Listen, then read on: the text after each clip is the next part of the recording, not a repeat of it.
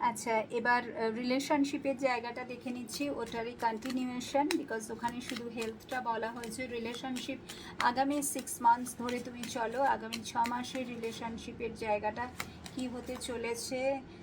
5 of fans রিলেশনশিপের জায়গায় তোমার জন্য কি গাইডেন্স আসছে। কিং অফ কাপস রিলেশনশিপের জায়গায় আগামী 6 মাসে কি আসছে এনার্জি, 6 মাসের এনার্জি কি হতে চলেছে। তোমার মানুষটির সাথে তোমার রিলেশনশিপের জায়গাটা কেমন ঘটতে চলেছে, কি হতে চলেছে। Last card Angel, 10 of swords, 5 of cups. তো এখানে রিলেশনশিপের জায়গায় কিন্তু তোমাকে ভীষণ ব্যালেন্সড ওয়েতে চলতে হবে, ঠিক আছে।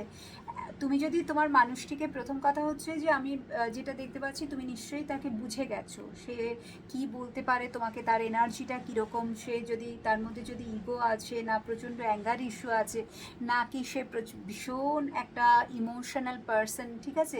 তো অ্যাকচুয়াল তার ট্রু এনার্জিটা নাকি ভেতর থেকে ইমোশনাল আর বাইরে থেকে প্রচণ্ড কঠিন, যেটাই হোক না কেন তুমি তাকে কিন্তু চেনো।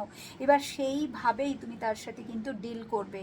মানে মানে যে কি বলে না, যে ভগবানের কি যে ফুলে পুজো হয়, মানে তোমার মানুষটিকে তুমি বুঝে গেছো। এবার সেই বুঝে শুনে কিন্তু তার সাথে কথা বলবে, বা তার সাথে ডিলিংসের ব্যাপারটা, সে যদি চাইছে যে তুমি তাকে ডিস্টার্ব না করো, সো প্লিজ ডিস্টার্ব করো না, বিকজ আগামী দিনে কিন্তু দেখাই যাচ্ছে যে প্রবলেম হবে, দুজনের মধ্যে প্রবলেম হবে, ঝগড়াঝাঁটি, ঝামেলা, অশান্তি এগুলো কিন্তু লেগে থাকবে। যদিও ভালোবাসাটা থাকবে, তোমার মানুষটি কিন্তু আর যাই হোক সে কিন্তু তোমাকে ভালোবাসে, এবং আগামী দিনেও কিং অফ কাপসের এনার্জি বলেই দিচ্ছে যে সে কিন্তু তোমাকে আগামী দিনেও কিন্তু ভালোবাসবে। ভালোবাসার জায়গাতে এতটুকু নড়চড় হবে না, কমিউনিকেশনও কিন্তু রিসিভ হবে। এমনটা নয় যে এই 5 অফ ওয়ান্স মানে ঝামেলা অশান্তির জন্যে সব কিছু তোমাদের মধ্যে তোমরা আলাদা হয়ে যাবে, তা না। সে আবারও করে ফিরে আসবে, সে আবারও তোমাকে ভালোবাসবে, সব কিছু আবার নতুন করে শুরু হবে।